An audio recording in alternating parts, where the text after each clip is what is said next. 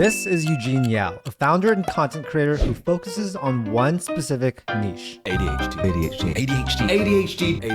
It's just ADHD. And this is the story of how he overcame the struggles of having ADHD. I was neglecting my relationship, I wasn't focused, my business wasn't making a lot of money then. I realized I had ADHD. I woke up, I'll grab my phone and instantly start a game. And on the way to the office while I was driving, I'm also playing the game. While we're grocery shopping, I was also gaming. Junk food, social media, porn, gaming, gambling, drugs. That was my lowest point. I got called dumb, and the one that hurt the most was retard. And that was my nickname for like 5 years. Everyone with ADHD has a superpower. They just have to discover it. When I was researching, I found out something called, and everything changed for me. That's when I got addicted to progress. I just worked at it, and then my content blew up. What's the question again? Can you introduce yourself? My name's Eugene, on Instagram called ADHD Founder. I am a startup founder turned content creator. Grew my Instagram from no followers to over 1 million followers in 6 months in the ADHD niche. What were you doing before you started creating content? Mainly startups. So first company I built was an AI chatbot in 2019. Before AI ChatGPT came, we were AI chatbot for realty agents and also for handymans. The main founder of that company ended up leaving, so then I also left. The second one was a restaurant marketplace. You go to a restaurant, you take a photo of your food, you get a discount for sending it to social media. So sending it to your friends, we grew that to like 150 restaurants in Auckland, New Zealand, over 10,000 users. Just for some context, you are originally from New Zealand. Yeah, I'm from New Zealand. And 2020 grew the restaurant marketplace app, and we all know what happened in 2020. It hit New Zealand like really badly. We had like 5 lockdowns. So because we had 5 lockdowns, all the restaurant closed and I had no revenue. So we pivoted into e-commerce. Same concept. If you want to buy, for example, this little speaker here, you buy it and then you upload it on social media saying, oh, I just bought this little speaker. I mean, a little mic, you get $10 off. So it's basically spreading word of mouth. We grew that to like over 1,500 brands and had investment from investors. And then I realized that wasn't my passion of doing e-commerce because it was making other people money. So then I pivoted away and then I started doing an ADHD productivity tool because I realized I had ADHD. And then I grew that one to like 6,000 users and I'm like, how do I get more users? Let's do content. And then my content blew up. Why do you think your page blew up so fast? Because I know you grew about 1 million followers in months, right? 3 things that you need to know. It's build, measure, and learn. So you build the product, you have inputs that you measure, and then you learn after you put it out there, like, hey, what's the new learning? And then you do it again. So I took that, I put it into Instagram. I'm like, okay, let's build something, which is create content, right? I create the content, and how I create the content is I basically look at my competitors. I 10x what they're doing. So whatever content they do it, I know how to make it better. By 10x, you mean volume or quality? No, quality. So their points of plot, their anything, like their lighting, their way they speak, how engaging it is, I just 10x what they're doing. And then I learn from the data. So if I get like 10K views, I'll be like, oh, why did I get 10K? Oh, then the next one is like 100K views. I'm like, oh, okay, there's something that this is popping off. How do I replicate this? How long did it take you to start getting traction on the page? First 3 weeks of doing content, I had no followers. And the last week of that the first month, I got like 10K followers. And I was like, oh, okay, something's happening. Something is going right. And I just basically juiced that style of content until I reached like next 100K. And then I'm like, okay, I got to do something different. So I'm just always finding new things. When did you first realize that you had ADHD? I'm from China, born in China, raised in New Zealand. So I went to New Zealand when I was 6. So when you're an immigrant and you go to New Zealand, you get put into this class called ESL. So I was put in that class with all my peers. They graduated from that class in a year or 2. It took me 8 years. So I was just like, what's going on? Like, hey, there's something. Am I not getting something? I didn't know what's wrong with me. So then I had like extreme self-doubt, extreme like anxiety because like all my peers are passing, and then like at school you ended up getting called like names as well. So I'm just like, am I different? Why am I different? By then I spoke perfect English, but I'm still in that separate class. I think that's the biggest giveaway of like my brain. There's something different about my brain. And now in 2023, I realized there's this term called ADHD. I'm like, oh, makes so much sense now. It's not something wrong with me, it's something wrong with the education system that isn't catered for how I learn. Can you take us through some of the challenging parts of your life? So definitely like high school is one of my most challenging parts because I don't know why I'm so different. I got called some really not good names. And the one that hurt the most was retard, and that was my nickname for like 5 years. That really hit a chord, and even just saying that like kind of hurts. And I think that one kind of like just ruined my self-esteem and me as a person growing up, and I had to deal with that so much over the years that now I realize, hey, I'm not that. But it took a long time to overcome. Relationships always been tough because I never paid attention to my partners at the time. I kind of neglected them a lot, so I feel like I wasn't at the best of boyfriends. So that never turned out well. Can you paint a picture of like a scenario that you found yourself in when you decided you wanted to change? A few years ago, at the worst of my ADHD, I woke up, I'll grab my phone and instantly start a game. And that game's called Hearthstone. So I play Hearthstone until 9 o'clock where I have to go to in the office. And on the way to the office while I was driving, I'm also playing the game. So I go to the office, then I start working, and every 10 minutes I would pick up my phone and do some scrolling. So I was heavily addicted to social media. So I do that until like 6 p.m. when I have to get off work. And when I'm off work, I go back to gaming. While we're grocery shopping, I was also gaming. That was my lowest point in terms of how addicted I was to social media. And I did that over and over again until at night, then watch a bunch of Netflix, and sometimes porn comes up. And then there's like a repeat process of that again and again. And I was asking myself like, hey, why am I getting such bad focus? Why do I have stress and anxiety? For the viewers, can you define what ADHD is? So everyone's got a dopamine system. It's required for mood, movement, memory, and motivation. So if people with ADHD, we have less of that. That means we're less focused in class. That means we're not as motivated. We're always seeking something that is more stimulating because we're also always chasing that dopamine. So if a teacher is talking to me very slowly in class and it's boring, my brain's not able to focus. Like if I'm really loving what the teacher's talking about, then I would focus better than anyone else in the room. When we love something, when we really like to do something, we hyper-focus. So real quick, I know you're watching this video to figure out how to turn your ADHD qualities into money. And I have something for you. You need a website. If there's one thing to lock into, it's monetizing with a website. A website is one of the most ADHD-friendly income tools because it lets you monetize your ideas or market your existing business or side hustle. All of my income is generated online, just like Eugene. And I counted the other day and I have 7 active websites. I host all of them on Hostinger, my go-to platform for website building and hosting. With Hostinger, you can create and host up to 100 different websites for just $3 to $4 per month, which is a complete no-brainer. Their AI website builder builds the entire site for you in minutes, no coding needed. You can customize it with your resume, products, portfolio, or whatever you're trying to showcase. Plus, you get access to professionally designed themes, a free domain, and more. So yeah, if you're serious about making more money, setting up a website is one of the easiest first steps. Just click the link below to head to this exclusive landing page, choose your plan duration, and get started. I'd recommend the business plan for most of you since it gives you the AI tools. And yeah, don't forget to use code CharlieChang at checkout for an even bigger discount. Happy website building, and thanks to Hostinger for giving my audience such a great deal on hosting. What about the education system doesn't work well for people that have ADHD? You have to learn X, Y, Z. But if someone with ADHD don't like those X, Y, Z, you just can't focus. You just don't want to do them. But if someone with ADHD loves the one of the subjects, you go really deep. So people with ADHD is about 5% of the population. The educational system is catered to 95% of the people, which is they're able to follow instructions, follow rules.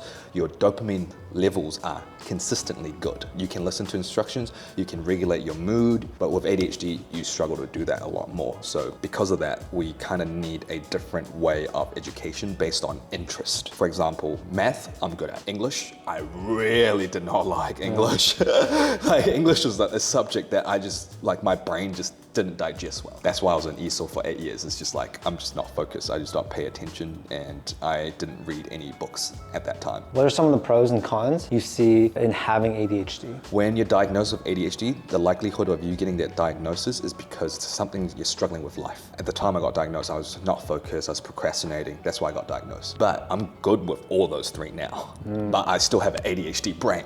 Like, would I get a diagnosis for ADHD right now when I'm happy with my life? Not really. So there's two sides of the coin. One side is you can hyper-focus on things that you're interested in, and you'll be so good at that thing that you'll beat neurotypicals at doing that. And that is one, I would say for me, that's the most powerful thing. And there's other traits that are, for example, entrepreneurial, because we take more risk. We take more risk because we are more, what do you call it? We seek novelty, we seek adventure, and risk-taking is like a huge stimulation. And we're super creative. Like for me, make content a lot, I can like connect dots. I'll be like, oh, this is gonna be funny. Oh, this is gonna land. So there's a lot of pros, but the only time when it becomes a con is because for me, it's basically something wrong with the lifestyle. Everyone's with ADHD, with the right type of lifestyle, can thrive with ADHD. I can look at someone with ADHD, I can look at their current lifestyle, I can be like, oh, because you're eating this, because you're doing too much social media, you're stimulating yourself like this. Instead of how current society, they're like, oh, take this pill, capitalism, right? So they need to earn money too. Whereas the right way to look at ADHD is like, hey, let's look at your life. There's something that you're not optimizing. And if you optimize one of those things, your focus will come back. An easy example is I watch too much social media, I'm always on Netflix, I'm always gaming. When you're inducing so much dopamine into your brain, everything else is boring. Like if I'm, for example, gaming before I came to this interview, I don't even know what you asked me. Like I'm not even gonna, I have no energy to do anything. This will be like for me a boring conversation, right? But right now I'm excited. This is novel for me because I don't do any of those. ADHD, people get addicted, super addicted to dopamine because we lack it. So dopamine comes from social media, porn, junk food, gaming, gambling, so all of those things. So you see the most common type of people with ADHD, they have an addiction, or they're also addicted to drugs and like alcohol. There are really people that are severely ADHD, and that's when you need those meds to actually change your lifestyle to get better. So for people that has really severe ADHD, me telling them to change their lifestyle will be extremely difficult because they won't be able to do it. So that's why the drug can come in, and then they start doing those things to change their lifestyles, they will get better. So what's the timeline that most people should take? Like, do they start by changing their lifestyle, or do they start by taking Adderall or those drugs? So it depends on your severity level. So I would say that there's something called a dopamine detox. Have you heard of it? Yeah. So it's basically, you do a 30-day detox away from anything that gives you dopamine. So that would be junk food, social media, porn, gaming, gambling, drugs. Things start to change in your brain. Because the problem with ADHD is we have like a really badly regulated dopamine system. So if you're ingesting more and more dopamine, then our baseline dopamine actually goes down lower. So it's harder for us to focus. But if you stop stimulating your brain for 30 days, it goes back up to a level where you become, oh, I can focus again, I feel good. After I did a dopamine detox, I'm still addicted to dopamine. But what type of dopamine am I addicted to? Progress. So I was addicted to creating content, looking at the results, looking at my follow account, like rising. I was like, whoa, let's go, let's go. Productive stuff. Yeah. Yes, productive, right? So when you detox away from the high spiking instant gratification, you start to get addicted to more progress dopamine, and that's a more sustainable source of dopamine you get because it requires you to put an effort, like effort, outcome, instead of like, oh, I pull out my phone and I can get dopamine. That's no effort.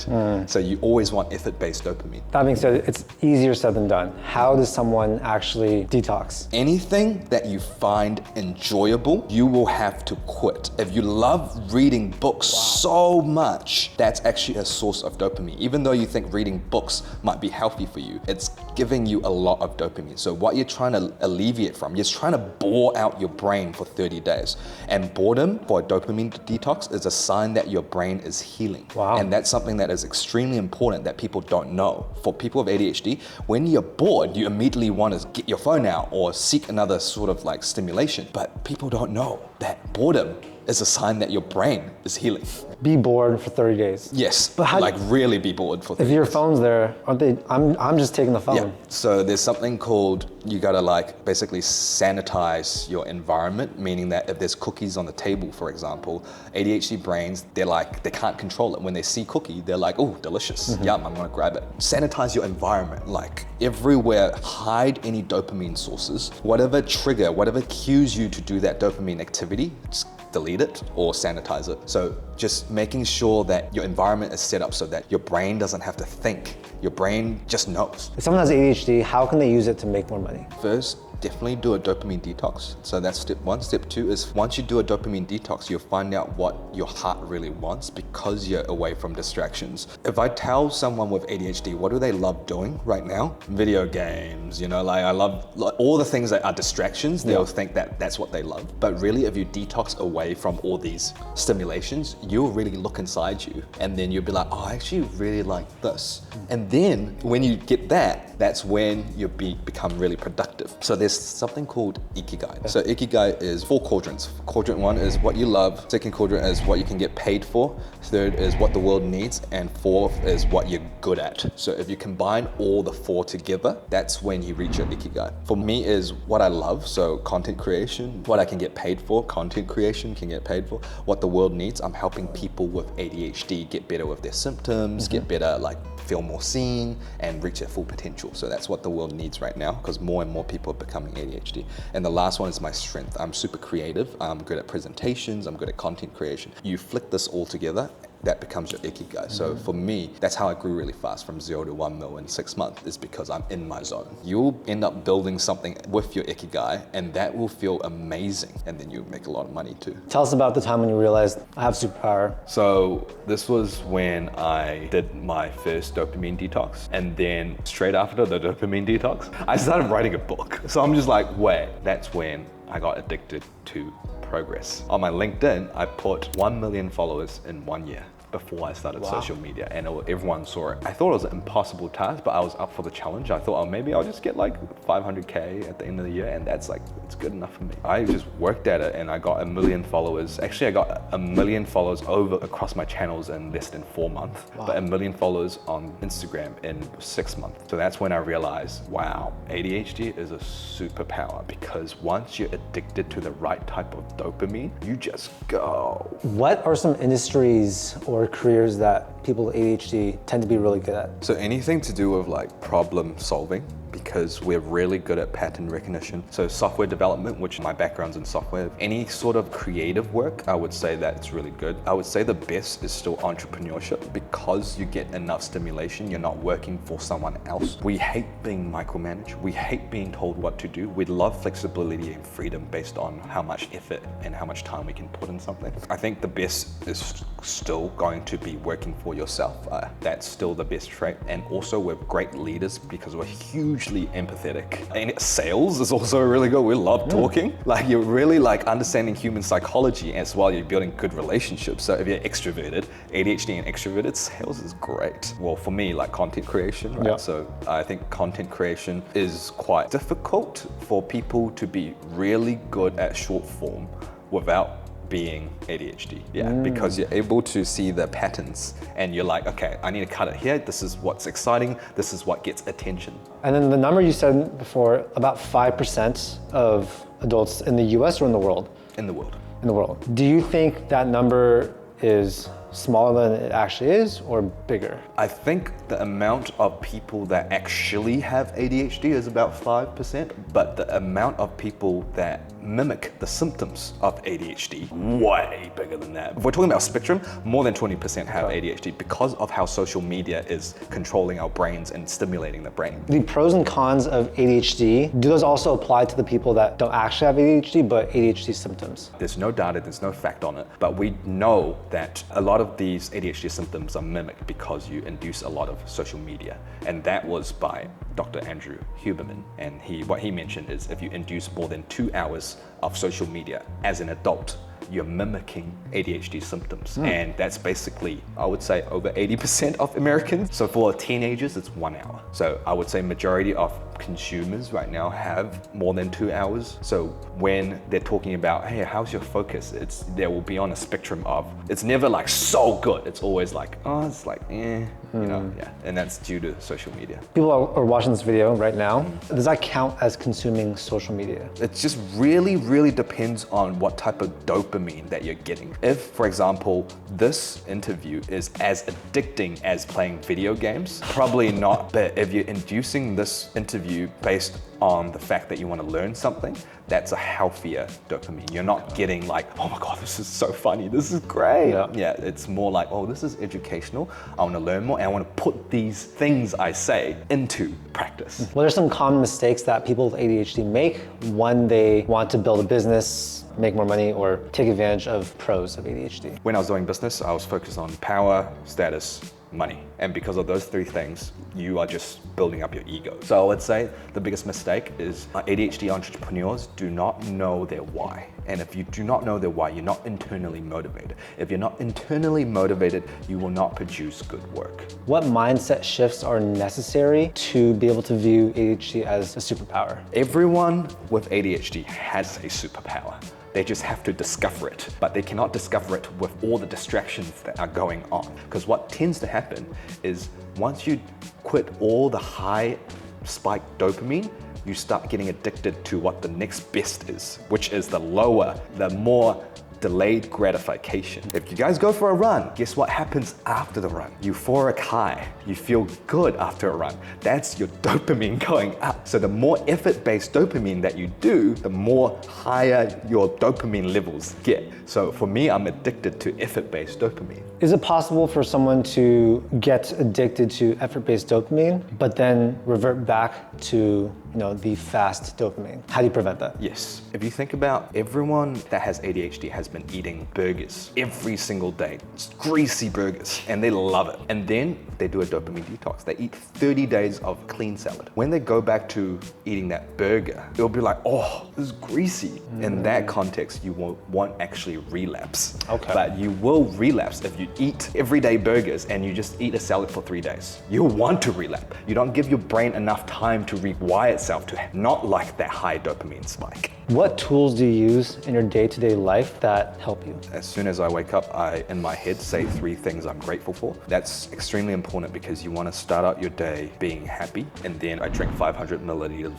of water while you look at the sky next to the sun and you ingest indirect sunlight, because that gives you more cortisol and kind of wakes you up. And then I go into a 10-minute meditation. When you have a lot of thoughts jumbling, that's when you have a weak prefrontal cortex, which everyone with ADHD has. So to strengthen your prefrontal cortex, you have to focus. So every time you have a thought, you peel it back to your nose, you peel it back to your current now. And then after meditation, I either go for a walk or a run to get some more movement in, and then I do a cold shower. So this whole routine probably takes like less than 45 minutes. It's so good for 4 to 5 hours of my day, which I consider as deep work. And then the rest of the day will become like for conversations, anything like meetings or anything. In terms of time productivity, besides just having like your set routine in the morning and time block, what other stuff can people do? Diet is really important. Another one is sleep. I tape my mouth every night. Oh, wow. Yeah, so you tape your mouth. I've been taping it for 3 years. If you breathe through your mouth, you're getting less oxygen and you're waking up more foggy. In return, you're getting more ADHD. There's another one is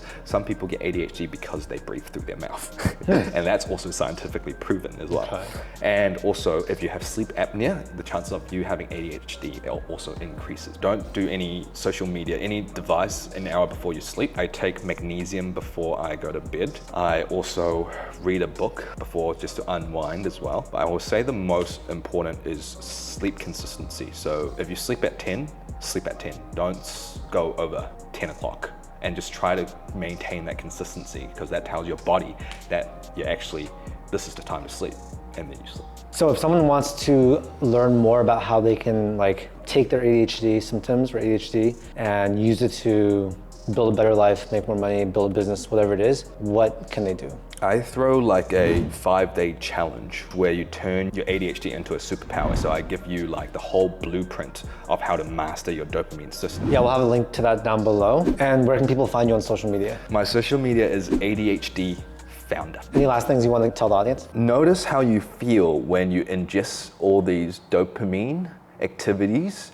You'll tend to crash. And if you do, and you really are self-aware about that, you would want to stop that activity so that you get better focus over time and do a dopamine detox. Thank you so much, man. It's been Thanks for having me. very insightful. And I'm definitely going to take some of these things and apply them in my own life. Yeah.